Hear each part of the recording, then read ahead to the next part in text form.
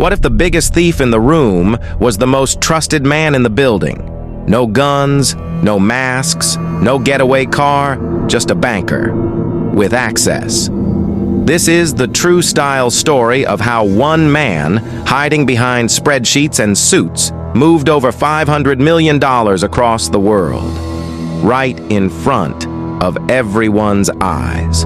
And for years, no one stopped him.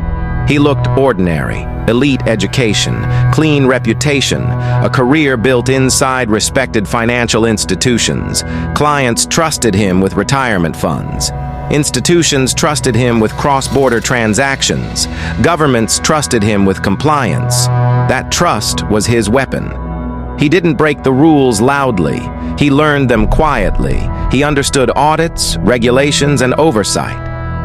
And more importantly, he learned where attention didn't exist, because systems don't question insiders. They depend on them. Power doesn't always scream. Sometimes it whispers.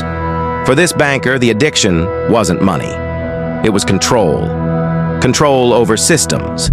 Control over trust. Control over people who believed they were smarter than everyone else. He didn't wake up wanting to steal. He woke up wanting to prove something. That he understood the system better than the people who built it. That he could bend rules without breaking them. That intelligence, not violence, was the ultimate weapon. And the scariest part? He wasn't wrong. Inside his mind, this wasn't a crime. It was a challenge. A mental game where every successful transaction reinforced one belief: I'm invisible. Each time money moved without detection, his confidence hardened into arrogance. He stopped seeing clients as people. They became numbers, entries, balances. And once humans become numbers, empathy disappears. That's how white-collar criminals sleep at night. Not by denying harm, but by never acknowledging it. The scam didn't start big. It started invisible. Client funds were placed into low-risk investment structures. Returns looked stable. Paperwork looked perfect.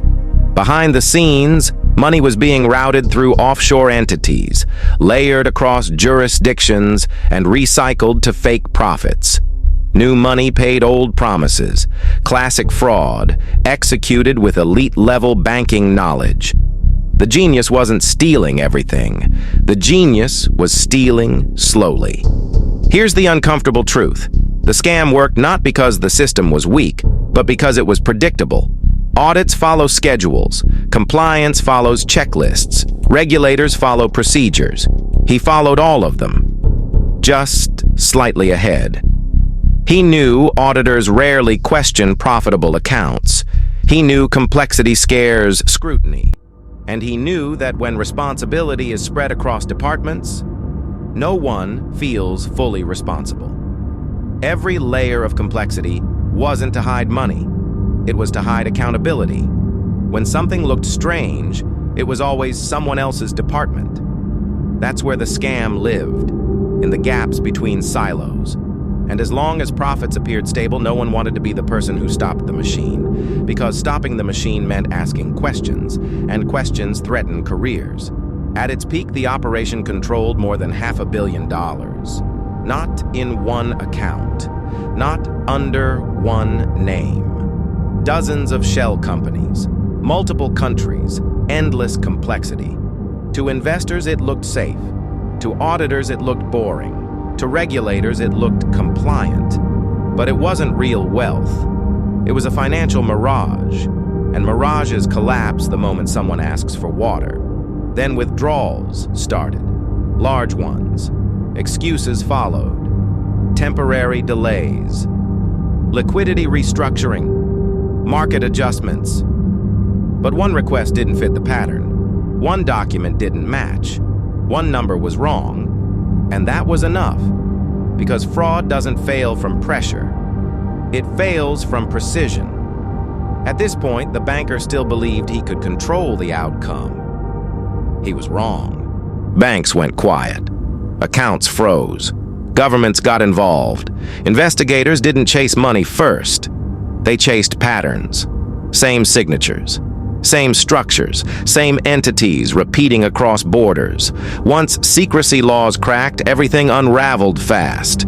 What looked complex was actually repetitive, and repetition leaves fingerprints. Investigators don't think like criminals. They think like patterns.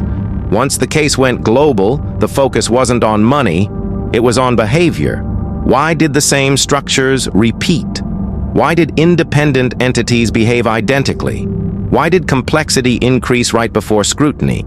Fraud has habits, and habits leave trails. The moment investigators realized this wasn't chaos, but design, the case cracked open. What looked like intelligence was actually repetition. And repetition is a weakness, because humans repeat what works until it destroys them. There was no chase, no dramatic escape, just a quiet knock and a calm request to cooperate. He didn't resist. He believed he was still smarter than the system, but the system had finally caught up. In court, he didn't deny the transfers. He rebranded them. Optimization. Strategic movement? Regulatory advantage? The victims told a different story. Lives ruined, savings erased, trust destroyed. The verdict was clear. Guilty. Most of the money was never recovered. This wasn't just one man's crime. It was a system that assumed trust was protection. The truth is uncomfortable. The most dangerous criminals don't hack systems. They understand them better than anyone else, and they hide in plain sight. Prison didn't break him. Silence did. No meetings, no approvals, no systems to manipulate. For the first time, he wasn't the smartest person in the room, because there was no room. And outside, the damage kept spreading. Victims rebuilt slowly. Institutions moved on quickly. And the system learned, just enough to forget again. That's the real danger. Not that scams exist, but that they're always possible. Because trust is still the foundation, and trust will always be exploitable. If you enjoy deep research crime documentaries about financial masterminds and real-world fraud, like this video, comment what shocked you the most, subscribe to Criminal Mastermind Biographics, because the next story might already be happening right now.